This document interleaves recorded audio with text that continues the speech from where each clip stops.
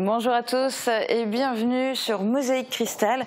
Le Zagamena Platttheater remonte sur les planches avec une nouvelle pièce. On en parle tout à l'heure avec notre invité Sébastien Young. Bonjour. Bonjour Julia, bonjour tout le monde. Et merci beaucoup de participer aujourd'hui à notre émission.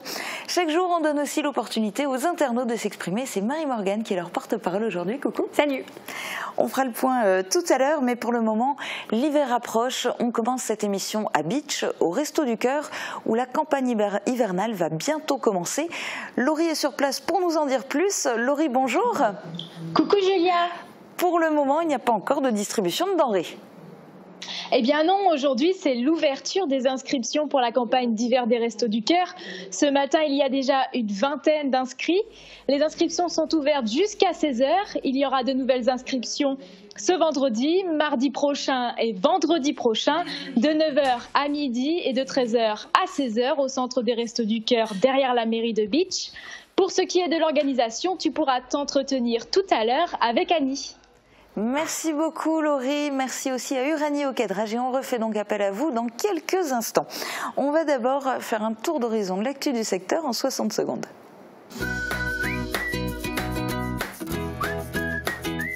Shopping hyper fun, c'est chez Best, votre centre commercial à Faré-d'Ersviller. Relooking biodégradable pour les berges de la Horne à Beach. Le lit du cours d'eau a été modifié pour le rendre plus naturel avec des courbes. Mais ces travaux ne servent pas uniquement à embellir la rivière, ils vont également limiter les risques d'inondation. Cette parcelle en bois devrait être installée pour permettre aux riverains de franchir la rivière. Le collège Himmelsberg de Sarreguemines remporte le prix Chanson à l'école. 50 collégiens ont participé à une création musicale transfrontalière intitulée Chant et Song dans le cadre du festival Mireille de Platte. Ils ont été primés parmi une vingtaine de participants.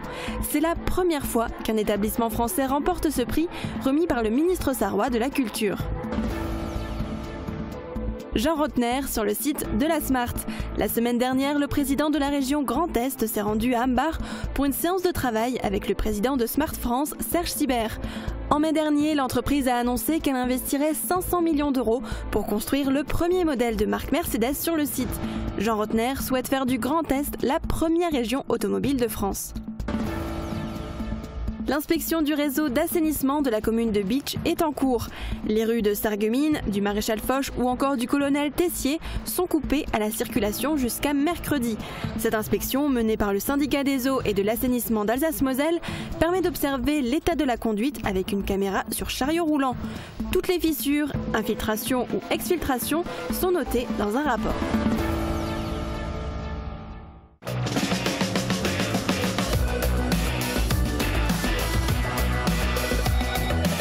Avec l'Office de tourisme, le territoire rayonne du local à l'international. Et concernant les prévisions météo, c'est Marie-Morgane qui vous dévoile tout pour demain. Avec le Crédit Mutuel, partenaire des grands événements sportifs.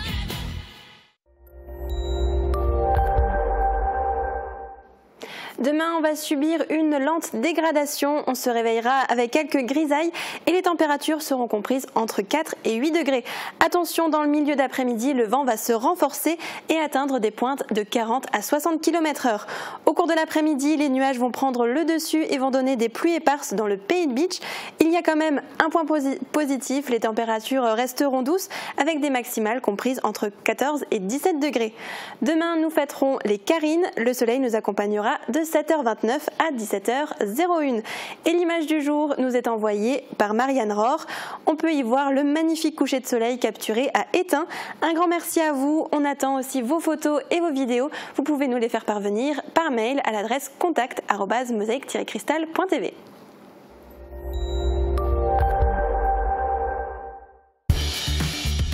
100 fois, 1000 fois, je vous ai renvoyé la balle. Fermap, des portes de garage sécurisées pour vous. L'hiver arrive, c'est le bon moment pour les Restos du Cœur de Beach d'ouvrir leur campagne d'inscription. Près de 18 bénévoles sont venus accueillir les bénéficiaires aujourd'hui. Reportage d'Uranie Tozic et Laurie Couteau.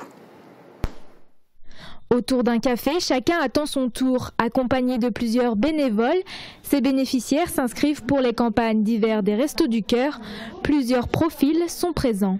Surtout des chômeurs, des longues maladies ou invalides qui n'ont pas, où les papiers ne sont pas prêts, des femmes seules, abandonnées.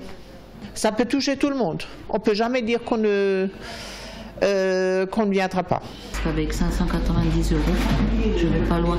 Quand j'ai payé tout ce que j'ai à payer, de la maison et tout, il me reste 80 € pour vivre. Donc au début j'avais honte de venir ici. Et après je me suis dit, mon Dieu, je vais y aller, on verra bien. Et pour Albert, c'est le même constat. Parce que j'avais pas des gros revenus. J'étais obligé de venir au Resto du Cœur, j'avais pas trop le choix. Quand ils n'ont pas l'occasion d'aller au Resto du Cœur, ils essayent de trouver d'autres moyens de se nourrir. J'ai un grand jardin, je me débrouille avec ce que j'ai. Je ramasse des fruits, je fais de la confiture, j'ai ramassé des fruits, j'ai fait du jus de fruits. Moi je vais je connais un agriculteur, je donne des fois des coups de main. Je reçois des pommes du verger, des pommes, poires, noix, des fruits, je reçois gratuitement. Les autres journées d'inscription auront lieu le vendredi 9 et 16 novembre et le mardi 13 novembre de 9h à 16h. Quant à la première distribution, elle s'effectuera le mardi 27 novembre de 10h à 16h30. L'année dernière, 220 personnes étaient inscrites au centre des Restos du Cœur de Bitche. Ils sont 6 personnes. Et la responsable du centre des Restos du Cœur de Bitche, c'est Annie Haim. Bonjour. Bonjour à tous. Merci beaucoup d'être en direct sur Mosaïque Cristal. Alors aujourd'hui, ce n'est que le premier jour d'inscription, mais est-ce que vous avez déjà une idée du nombre de personnes à qui vous allez venir en aide cet hiver ? Alors en nombre de personnes, on n'a pas fait notre compte, mais on a une vingtaine de familles qui se sont déjà présentées pour réaliser les inscriptions. Et c'est un peu triste à dire, mais toutes les familles entrent dans le barème. Ça montre quand même qu'il y a un réel besoin. Est-ce que vous pensez qu'il y en aura plus que l'année dernière ? Est-ce que d'une année à l'autre, généralement, vos chiffres sont stables ? Alors, de l'année dernière à l'année d'avant, c'était relativement stable. Donc, c'est un peu l'inconnu. On verra. De toute manière, il y a toujours des personnes qu'on ne voit plus revenir. Et on espère que pour elles, ça va mieux, mais c'est parfois des déménagements et ça ne va pas toujours mieux. Donc on a à peu près le tiers qui est un tiers qui bouge. Donc on fera les statistiques un peu plus tard. D'accord. Pour la distribution qui va bientôt commencer, qu'en est-il de l'état des stocks ? Est-ce que vous êtes sûr d'avoir assez de denrées pour assurer la distribution pendant tout l'hiver ? Alors, pour l'instant, ça se passe de la manière suivante. On n'a pas beaucoup de stock dans notre centre, mais par contre, on est approvisionné par le stock central qui d'ailleurs se trouve à Bitche. C'est un peu historique parce que les premiers Restos du Cœur sont quand même nés dans notre région à Bitche. C'était il y a 34 ans. Et depuis 34 ans, vous êtes de nombreux bénévoles à œuvrer. Vous êtes assez nombreux ? Oui, on est assez nombreux, mais on recherche toujours des bénévoles parce qu'il y en a qui partent, il y en a qui... Donc il faut renouveler. Et on cherche également des compétences pointues, pointues, il ne faut pas exagérer non plus, mais ce sont, par exemple, on cherche une personne qui serait capable de nous faire des cours d'ordinateur, d'informatique, même de tout débutant. Et il y a des personnes qui aimeraient se perfectionner. Donc, c'est un appel que je lance. Et bien, le message est passé. Message est passé. Merci beaucoup d'avoir participé à cette émission et puis bonne campagne hivernale. On va maintenant s'intéresser à un cours d'eau, la Orne, dont les berges ont en ce moment droit à un relooking bien mérité. Les ouvriers de l'entreprise Nature et Technique procèdent depuis plusieurs semaines à la renaturalisation du cours d'eau, et ce en aval du parking des tanneurs à Bitche. Des travaux conséquents qui ont bien avancé grâce à l'été indien. Reportage de Laurie Couteau. Jute de coco, boudin d'élophyte, semis de plantes aquatiques, de quoi redonner vie aux berges de la Horne. Ces éléments vont permettre de renaturaliser et de maintenir les bords de la rivière. Sur cette parcelle, le lit du cours d'eau a été redessiné pour donner un cours d'eau plus naturel, avec des courbes et non rectilignes. La largeur du cours d'eau a d'ailleurs été rétrécie à 1,20 m afin d'augmenter la vitesse d'écoulement. Ces travaux ne servent donc pas uniquement à embellir le lit de la rivière, mais aussi à limiter les risques d'inondation. Donc le but de ces travaux, en fait, c'est de, premièrement, retrouver un cours d'eau, comme je le disais tout à l'heure, plus naturel, et deuxièmement, limiter les inondations. Pourquoi? Parce qu'on va augmenter la vitesse d'écoulement et on va permettre au cours d'eau de déborder dans des zones qui ne sont pas habitées. Par exemple, ici, en rive gauche, les berges, comme vous pouvez le voir, sont plus douces. Donc on va permettre au cours d'eau, en cas de crue, de venir déborder sur des zones non habitées. Des réunions publiques ont été organisées par la ville de Bitche pour informer et rassurer les habitants qui se trouvent à proximité des berges. Ces riverains seront donc chargés de veiller à l'entretien des berges. Le chantier se passe très bien justement parce que les riverains participent et ne font aucune difficulté à la mise en place de ces ouvrages. Donc ces ouvrages où on a déjà pu voir l'efficacité, puisque lors du dernier orage, les berges ont déjà joué leur rôle. Cette passerelle en bois devrait être installée afin de permettre aux riverains de franchir la rivière. Ce projet, qui a été financé en grande partie par l'Agence de l'eau et a coûté 150 000 € hors taxes, devrait se terminer dans quelques semaines si les conditions météorologiques le permettent. C'est le chapitre le plus sombre de l'histoire de l'Allemagne, le nazisme. Pendant la Seconde Guerre mondiale, les soldats allemands étaient au front. Et pendant ce temps, dans les usines telles que la Völklingerhütte, des hommes et des femmes, mais aussi des enfants issus de plus de 20 nationalités travaillaient sous la contrainte à la production d'armes de guerre. Semaines de travail harassantes, privations, punitions, violences, hébergement dans des baraquements, c'était leur quotidien. Pour leur rendre hommage, un artiste plasticien connu dans le monde entier, Christian Boltanski, leur a constitué un mémorial. Difficile de rester insensible à cette atmosphère. Reportage de Christelle Jambon.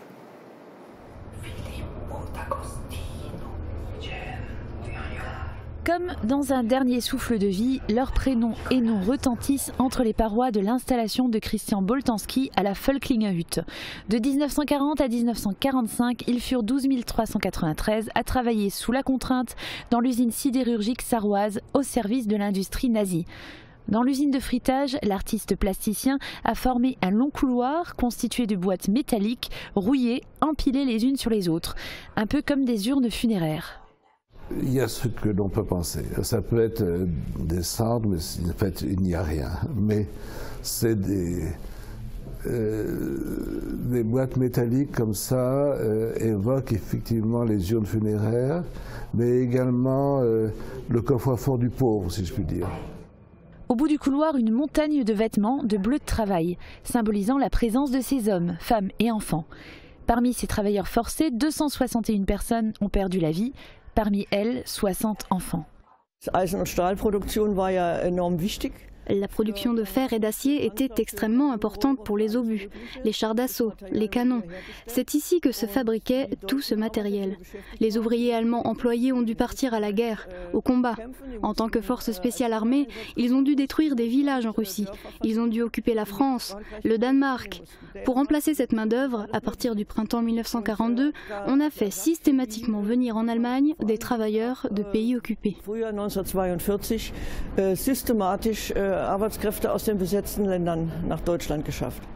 Les œuvres de Christian Boltanski, depuis de nombreuses années, mettent en exergue la mémoire et la descendance. L'oubli vient si vite. On a tous eu des grands-parents remarquables, mais nous sommes les derniers à se souvenir d'autres générations aura oublié ces gens. Et donc, c'est une question naturellement qui n'a pas de réponse, mais qui est le fait de est-ce qu'on peut garder mémoire de tous nos ancêtres. Comme beaucoup de peuples et de peuples primitifs, je crois beaucoup aux ancêtres et je pense qu'ils sont tous en nous mais qu'en même temps ils sont oubliés. C'est-à-dire que notre visage est un puzzle de ceux qui nous ont précédés, mais on ne sait plus à qui appartenait notre bouche, nos yeux, et tous ces gens ont disparu. Pour l'artiste, chaque personne est exceptionnelle. C'est précisément pour cette raison que ce mémorial trouve sa place dans un lieu comme la Völklinger Hütte, au lourd passé certes, mais qui lutte malgré tout contre l'oubli. L'installation en hommage aux travailleurs forcés est ouverte au public jusqu'au 31 décembre. Et ajoutons pour être complet que Christian Boltanski a tenu à créer une seconde installation qui rend elle plus généralement hommage à l'ensemble des travailleurs de la Völklinger Hütte.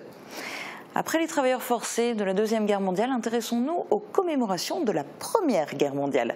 On a demandé aux passants ce qu'ils en pensent. La parole est à la rue. Alors on fête le centenaire de la fin de la Première Guerre mondiale. Qu'est-ce que ça vous évoque ? Une des pires catastrophes du XXe siècle. D'ailleurs, la première catastrophe d'ouverture de ce siècle, il y en a connu beaucoup. Il faut reconnaître le sacrifice de ces hommes-là, hommes et femmes. Et l'Europe a été construite là-dessus. Et c'est très important, à l'heure où justement des nationalismes se manifestent et veulent un peu détruire cette unité européenne. Et la victoire des Alliés, déjà, la défaite des Allemands et les batailles qui ont eu lieu dans notre région. Verdun, Chemin des Dames, plein de choses comme ça. De la tristesse, des malheurs, un combat pour quand même de la liberté, plein de choses. Alors ça m'évoque les conditions de vie des soldats, tous les blessés. Après la guerre, elle a duré 4 ans, donc c'était assez long et assez difficile pour eux. Et ça a touché des personnes de votre famille ? Oui, mon grand-père, il est mort au début de la guerre 14, jamais connu. Non, pas réellement en fait, mais je pense que ça a touché l'inconscient collectif de l'ensemble des Français et des Allemands également. Aucune idée, et sûrement comme j'ai de la famille allemande, un peu comme beaucoup de gens de la région. Donc je pense qu'il y a eu un morceau de la famille touchée. Est-ce que c'est important, tu penses, de commémorer encore ce genre d'événement ? Oui, je trouve que c'est assez important parce qu'il y a quand même des personnes qui ont laissé la vie. Cette commémoration est quand même très importante dans le sens où beaucoup, surtout parmi notre jeunesse, a oublié qu'il s'est passé des choses quand même très graves. Moi, je ne crois pas trop aux commémorations. Je pense qu'il y a d'autres choses peut-être à commémorer aujourd'hui. En revanche, il faut que ça reste une occasion d'en parler. Oui, ça restera toujours important, je pense, puisque c'est quand même un fait historique qui est pas négligeable et qu'il ne faut pas oublier. Tu as déjà participé à des cérémonies, tu commémores ? Non, mais plus tard j'aimerais bien faire des reconstitutions. Je suis toujours là au 11 novembre d'une manière ou d'une autre, oui. On se retrouve dans un instant pour la question du jour. On fera le point sur le Zagermänner Platttheater avec notre invité et on terminera par une délicieuse recette. A tout de suite. Un nouvel Intermarché, c'est l'événement de la rentrée. Découvrez sa vaste gamme, produits bio et locaux de la ferme, poissons frais. Amateurs de vin auront les conseils du sommelier. Pour un petit-déj, un plat du jour, une envie sucrée, par ici la brasserie. Et faites un tour par le Fournil, pain frais et viennoiserie en continu. L'Intermarché des faïenceries, votre magasin de proximité. Pour mettre une touche de déco dans votre vie, pensez à Pink. Pink, c'est plus de 1000 mètres carrés de showroom en plein cœur de Sarrebruck. Retrouvez toutes les tendances déco, saison par saison et pour toutes les occasions. En plus, le parking est gratuit à l'arrière du magasin. Pink, votre paradis déco à Sarrebruck, à côté l'Europa Galerie.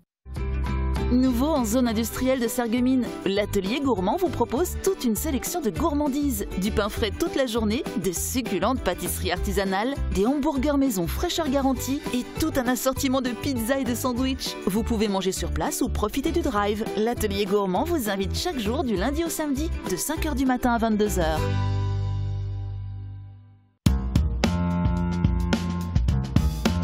Ne cherchez plus, le roi des vins est à Stirin-Wendel. Plus de 2000 références de vin, une large gamme d'épiceries fines et des idées cadeaux pour chaque occasion. Le roi des vins, c'est du choix, des prix et des conseils. Le roi des vins à Stirin-Wendel, où choisir devient un plaisir.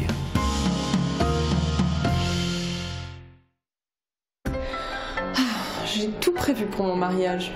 La salle, la robe, le traiteur, le fleuriste et même le photographe. Et pour le voyage de noces, pas facile de choisir. Notre agence Prêt-à-partir de Sarreguemines vous aide sur le choix de la destination, des activités, grâce à des conseils personnalisés. Avec Prêt-à-partir, dites oui à l'inoubliable. L'hiver arrive, je renforce mes défenses immunitaires. La Vie Claire propose plus de 1850 produits pour mieux vivre au quotidien. Produits de saison, produits frais, toujours bio et durables, vous attendent dans notre enseigne éco-responsable. Découvrez aussi nos produits vitaminés, compléments alimentaires, sans oublier la cosmétique au top des exigences. La Vie Claire cultive la bio depuis 70 ans. Malentendre, gênant pour vous, mais aussi pour les autres. Et si vous profitiez d'un test gratuit à la passion de l'audition, n'hésitez pas, allez voir un audioprothésiste diplômé. Il saura mesurer votre perte et vous proposer une solution d'expert, discrète, adaptée à vos besoins, à votre mode de vie et à vos contraintes financières. Entendre n'est plus un luxe, mais une nécessité. Oh, regarde Flora là-bas. Où ça? Là, juste devant, là. On a cherché les trésors du territoire et on a trouvé des pépites. À découvrir du lundi au vendredi dès 12 h sur Mosaïque Cristal.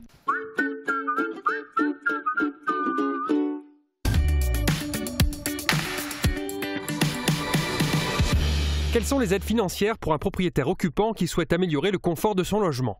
Par exemple, pour isoler les murs de votre logement, changer une chaudière, vous pouvez bénéficier des aides de l'ANA, à condition de ne pas dépasser les plafonds de ressources. Si vous dépassez ces plafonds, vous pouvez toujours recourir au dispositif des certificats d'économie d'énergie. Cependant, ces aides et ces primes ne couvrent pas la totalité de vos dépenses. Pensez aussi aux aides fiscales. De plus, pour financer votre projet, notez qu'il existe un éco-prêt à taux zéro distribué par certaines banques. Surtout, pour répondre à toutes vos questions liées au financement de vos travaux, prenez contact avec le conseiller énergie de votre territoire comme moi.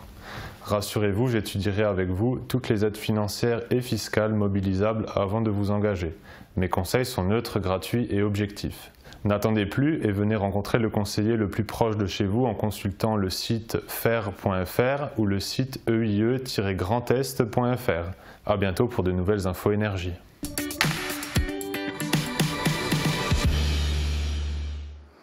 Novembre, c'est le mois sans tabac. Ça nous a inspiré pour la question du jour. Regardez. Le mois sans tabac a démarré le 1er novembre. Est-ce que c'est une opération qui fonctionne selon vous? Est-ce que vous y participez? Comment vous avez réussi à arrêter de fumer? Racontez-nous votre expérience dans les commentaires. Alors Marie-Morgane, est-ce qu'on a eu des retours d'expérience de nos internautes fumeurs ou anciens fumeurs? Oui, et d'ailleurs on a eu deux expériences, deux témoignages complètement opposés. D'un côté, René nous a répondu « Je suis fumeur et je le resterai malgré toutes ces campagnes qui nous font passer pour des gens anormaux. Si des gens arrêtent de fumer et que tout se passe bien pour eux par la suite, tant mieux. Mais j'aimerais connaître les vrais chiffres de réussite de l'arrêt du tabac et pas ceux qu'on nous met en avant. J'ai la nostalgie des bistrots avec l'ambiance, les odeurs, la fumée qu'il y avait. J'ai la nostalgie de la cigarette et café après un bon restaurant, si bien que je n'y vais quasiment plus. » Et on a un second témoignage, cette fois d'un ancien fumeur. Il s'agit de Jay et il nous a écrit « Moi j'ai arrêté du jour au lendemain sans substitut depuis bientôt 2 ans. Alors avant ça, il y avait eu 5 tentatives plus ou moins longues, mais j'ai fini par réussir à me passer de ce poison. Je suis passée par l'acupuncture en Allemagne, les bonbons, les chewing-gums, pour finalement me contenter de ma volonté de ne plus être accro à la nicotine. C'est pas facile la première semaine, mais le reste suit relativement facilement et redevenir un non-fumeur n'empêche en rien de passer du temps avec des fumeurs. » Merci pour ces témoignages. Tu voulais aussi nous parler d'un nouveau jeu qui a été mis en ligne sur la page Facebook de Mosaïque Cristal. Oui, c'est déjà Noël avant l'heure. Mosaïque Cristal et AVS Santé vous offrent un très beau cadeau. Regardez. Marion Gamme avait des douleurs aux jambes qui commençaient à la ralentir. Les enfants m'ont offert Revitiv Médic. AVS Santé serait ravi de vous offrir cet appareil pour les cadeaux de fin d'année d'une valeur de 359 €. Revitiv Médic m'a vraiment aidé. Pourquoi pas vous? Pour jouer, il suffit de liker les pages d'AVS Santé, de Mosaïque Cristal et d'identifier 3 amis. Tirage au sort le 15 novembre. Donc vous l'avez entendu, pour jouer, c'est très simple. On vous donne rendez-vous dès maintenant sur notre page Facebook. Et maintenant, c'est l'heure de notre rubrique « C'est mon kiff ». Oui, aujourd'hui, pour notre rubrique « C'est mon kiff », on va découvrir les images de Marwan. Il est fan d'overkart. Alors, on voit de plus en plus d'overboard, c'est ces genres de skateboard électriques inspirés du film Retour vers le futur. Et grâce à quelques accessoires, maintenant, on peut s'installer dessus comme dans un siège. Regardez. Salut, c'est Marwan, j'ai 10 ans, ça fait 1 an que je fais de l'overkart. Alors l'overkart c'est bien, pourquoi ? On peut se déplacer rapidement, on peut faire des figures et on s'amuse.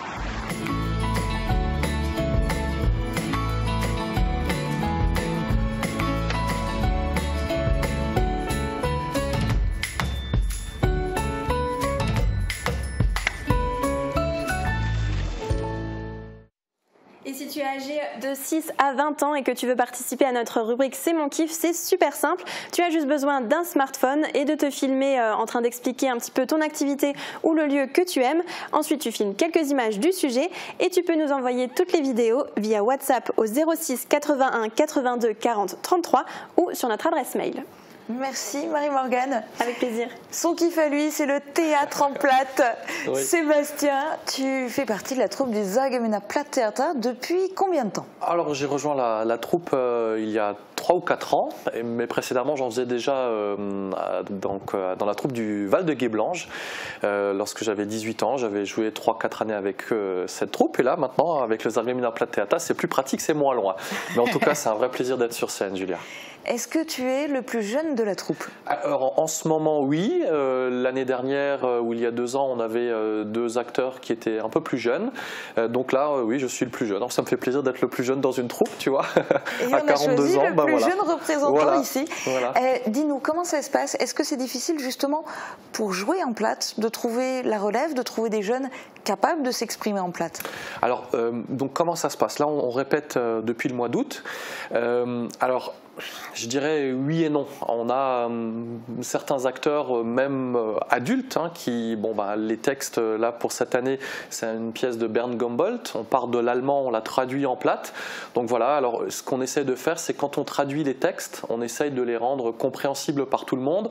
Martine, par exemple, que l'on connaît bien aussi sur cette chaîne, a un rôle très technique avec des mots très techniques. Donc là, c'est pareil, on a essayé de les rendre les plus compréhensibles possibles.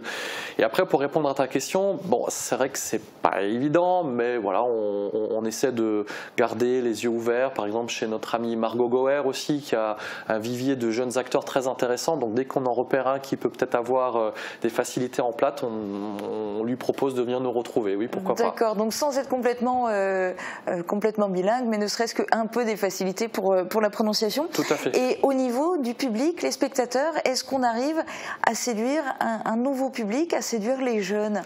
Alors je dirais que là on a déjà joué 2 ou 3 fois, on a joué il n'y a pas longtemps à Styria-Vendel. Alors dans la salle, le public, il faut l'avouer, c'est quand même un public à partir de 40 ans et plus.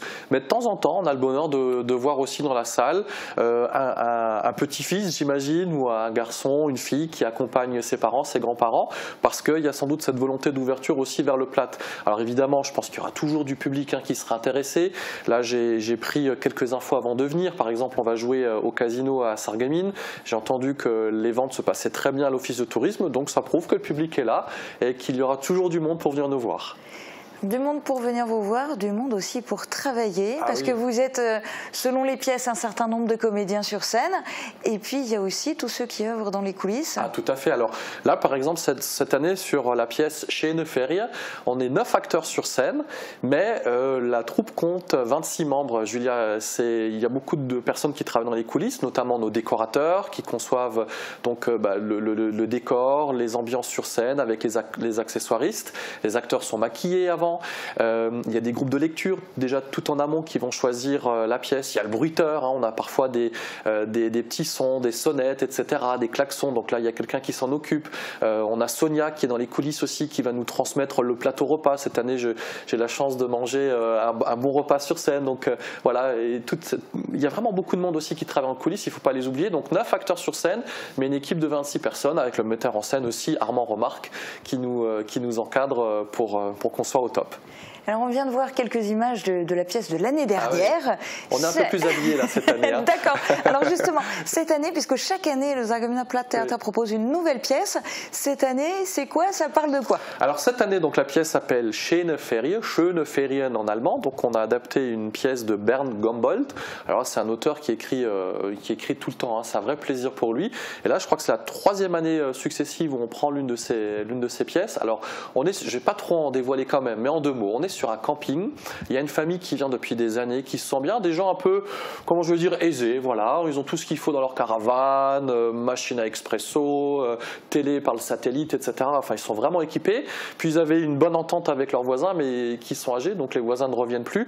Et là, cette année, il y a des gens, comment je vais dire, un peu plus, voilà, un peu plus authentiques, hein, qui sont leurs nouveaux voisins. Donc il y a plein d'histoires autour de ça. Il y a la belle-mère aussi. Il y a une belle entente d'ailleurs avec la belle-mère et le voisin. Il y a des histoires de vol aussi. Enfin voilà, on est sur un camping. Vous verrez, on a mis une belle caravane et j'invite le public à venir nous voir. Alors justement, rendez-vous où et quand pour voir tout ça et éclater de rire? Alors j'ai pris mes petites notes hein, parce qu'on a carrément une tournée, Julia. Alors là, on sera ce samedi à Puttelange-au-Lac, hein, dans la salle des fêtes, dans le CAC. On joue aussi à Sarreguemines. Alors à Sarreguemines, on joue au Casino le 23, 24, 25 novembre, le 30 novembre et le 1er décembre, et toujours sur notre territoire le 26 janvier à Sarralbe. Voilà. Eh bien, merci beaucoup d'avoir été avec nous aujourd'hui et bonne tournée donc avec le Zargumina Platttheater. Merci. On vous laisse maintenant en compagnie de Sandrine dans la cuisine de Sucré Salé. Aujourd'hui, c'est David Bourg qui est au fourneau. C'est un ancien cuisinier devenu vendeur de matelas à eau. Il va vous détailler sa recette de paillasson de pommes de terre avec crème citronnée aux herbes et saumon fumé. On vous laisse découvrir. Très bonne journée à tous.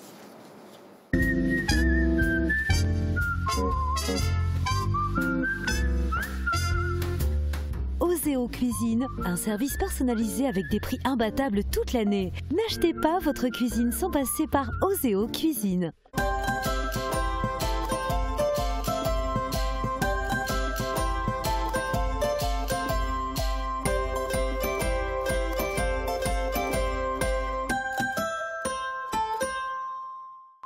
Bonjour à tous et bienvenue dans Sucré Salé.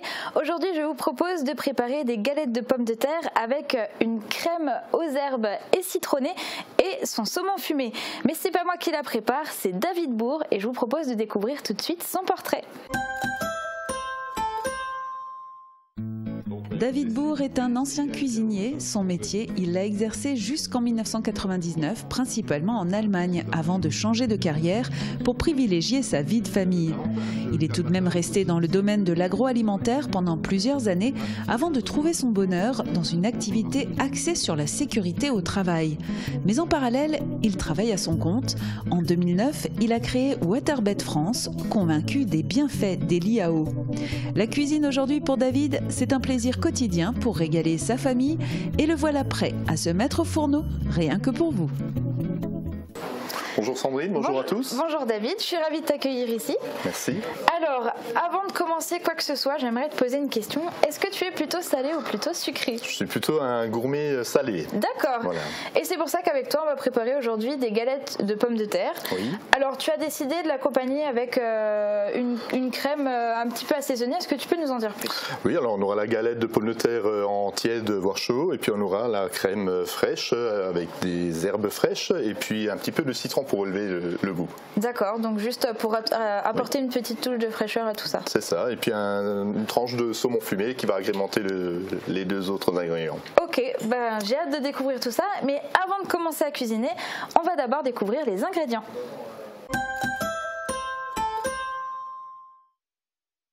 Pour réaliser cette recette, il vous faudra 800 g de pommes de terre, 2 gros œufs, du sel, du poivre, 250 g de crème fraîche épaisse, de l'aneth, du persil, de la ciboulette, 50 ml d'huile de tournesol pour la cuisson, 200 g de saumon fumé ou de saumon mariné et un citron.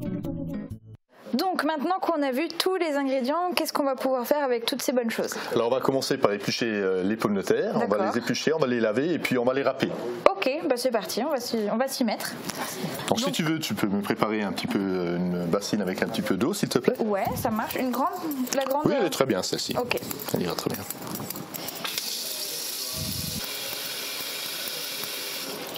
Alors, est-ce que comme ça c'est bon? Très bien, oui. Ok. Donc ça c'est pour les rincer? Oui, on va les laver un petit peu avant de les râper.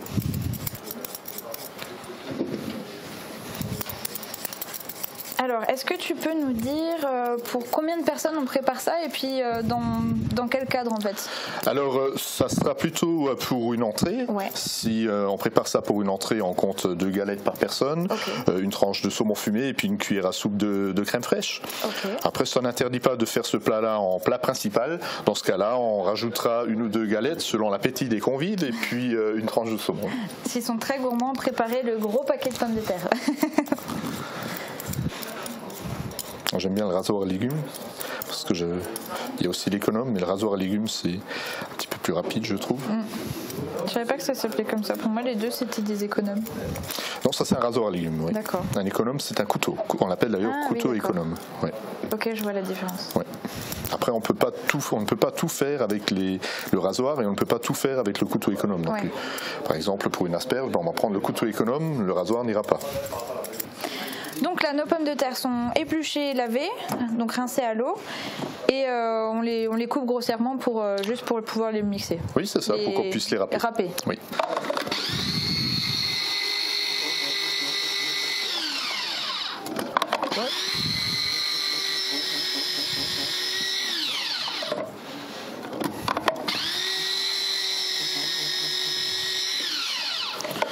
Voilà, ce que je vais faire, je vais changer maintenant la râpe. Voilà. Alors, on change de râpe pour avoir plusieurs épaisseurs en fait. Oui, pour qu'on ait une autre consistance. Oui. Et ça donnera un petit peu de liaison après aux galettes. D'accord. Donc là, on va râper plus fin. On va râper un peu plus fin, oui. Et à peu près moitié-moitié. On va faire 2 tiers, 1 tiers. 2 tiers, 1 tiers. Oui. 2 tiers de plus gros, c'est ça? C'est ça. Ouais. Alors, je n'ai peut-être pas tout à fait respecté ce que je viens de dire, mais normalement on fait ça. Et voilà. Alors, une fois que nos pommes de terre sont bien râpées, on passe à quelle étape? Alors la seconde étape, c'est d'assaisonner donc la masse de pommes de terre avec les œufs, du sel, du poivre et puis une cuillère de crème fraîche. Ça sera la petite astuce pour donner plus de moelleux aux galettes.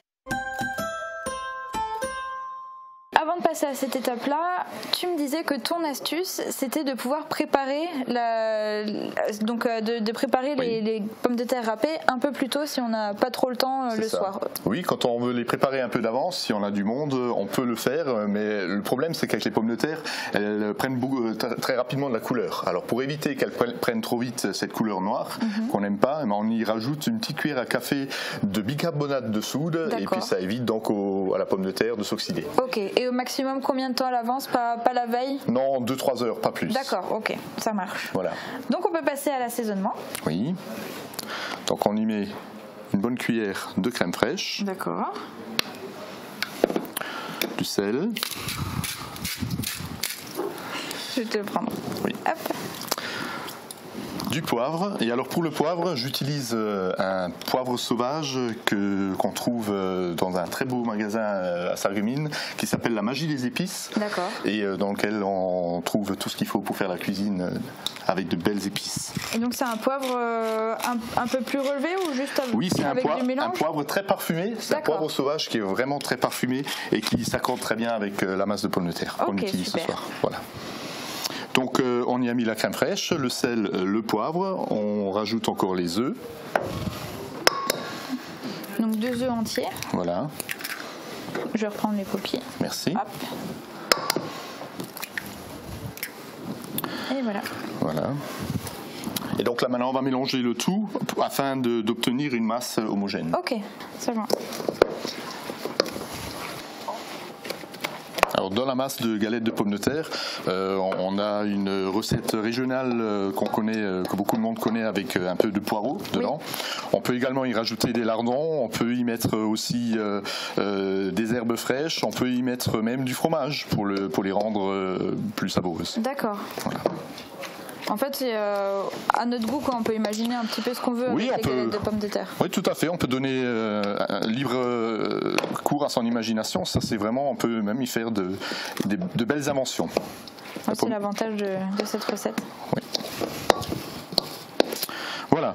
Donc, on a notre masse est bien mélangée. Ouais. On peut là maintenant passer à la cuisson. D'accord. Alors, pour cuire les galettes, oui. Il faut une poêle bien chaude. C'est ça. Et un peu d'huile. Voilà.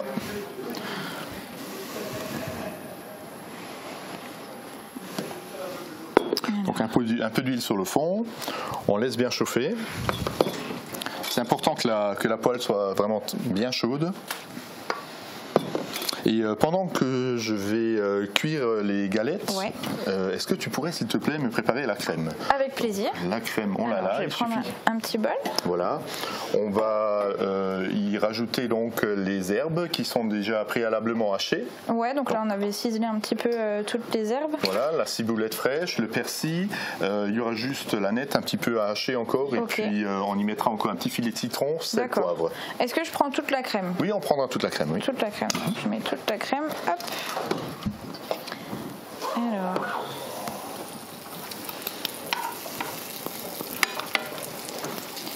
Les herbes. Je mets tout, hein? Oui.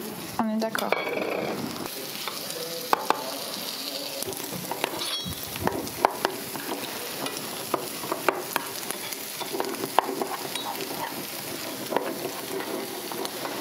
Filet de citron, sel, poivre. Hein.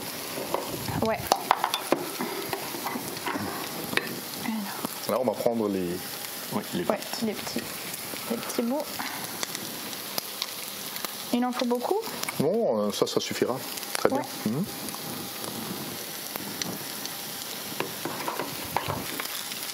Vas-y, un petit peu, vas-y. Encore. Non, on peut y aller. Ah, quand même. Oui, voilà. Très bien. Ok. Et sel, pareil. Le sel, pareil. Voilà, c'est bon.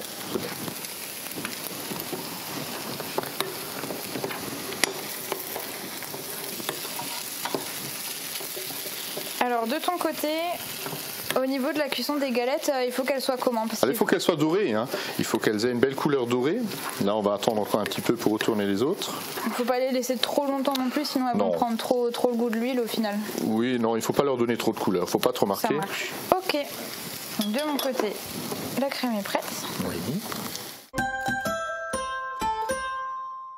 Le secret d'une galette bien réussie, c'est une poêle bien chaude. Une poêle bien chaude, tout à fait, oui. C'est ça, et pas trop d'huile non plus. Pas trop d'huile, non, il ne faut pas que ça baigne dans l'huile, il faut simplement juste en mettre de l'huile juste pour que ça ne colle pas. D'accord. Et puis il faut que la poêle soit bien chaude, sinon les galettes vont tomber en morceaux. Alors pour une galette, on prend une bonne cuillère à soupe de masse de pommes de terre. Ouais. On n'hésite pas de prendre un petit peu de jus avec, hein, ça va donner, c'est ce qui va lier en fait les... Pour qu'elles tiennent mieux. Voilà, ce qui va lier les morceaux de pommes de terre entre eux. Et puis voilà, on donne la forme. Pas les faire trop épaisses non plus, qu'elles ne mettent pas trop longtemps à cuire.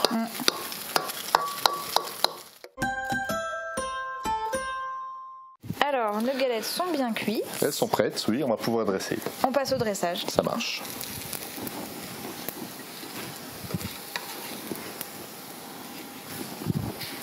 Alors, je te tends l'assiette. Merci. Voilà.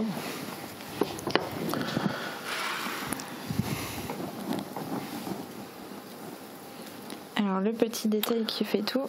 Alors on va faire une petite rose avec la tranche de saumon. Super. Hein, ça présente plutôt bien. Ensuite, on a préparé une petite garniture citron. Comme ça. Et puis on n'oublie pas. Un peu, la crème. Des petites herbes. Je te prépare les herbes. Ou tu en as assez là pour décorer? Voilà, il me faudrait juste un peu de ciboulette, s'il te plaît. J'en ai là. Voilà.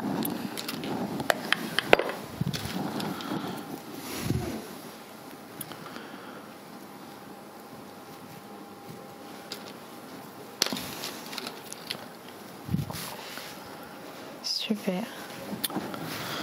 Et voilà pour la déco, pour la présentation. Super. Eh ben, tu sais quoi, on va tout de suite passer au conseil du sommelier parce que moi j'ai très envie de la déguster.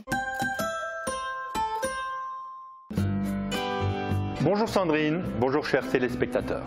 Aujourd'hui, pour cette galette qui est vraiment traditionnelle de la région, accompagnée de son saumon fumé, je vous propose le domaine Octavie. C'est un vin de la Loire. C'est un blanc, aromatique, parfumé, qui va accompagner à merveille le repas.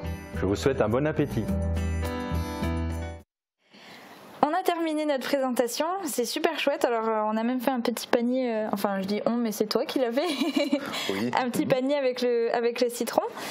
On va passer à mon étape préférée, on va déguster si ça te dit. Avec plaisir, oui, bien sûr.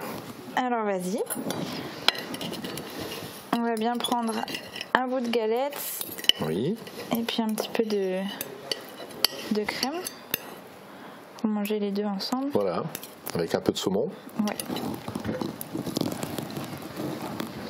Qu'est-ce que tu en penses? C'est super.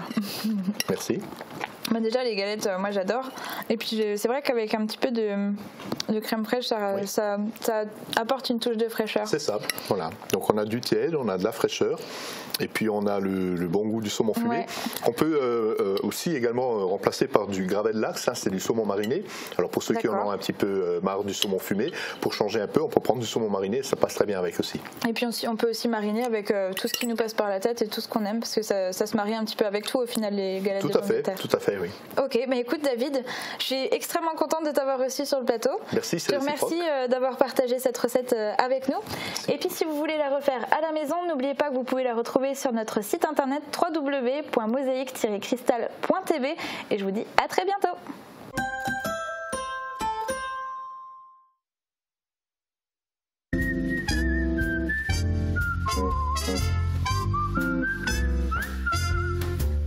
Oseo Cuisine, un service personnalisé avec des prix imbattables toute l'année. N'achetez pas votre cuisine sans passer par Oseo Cuisine.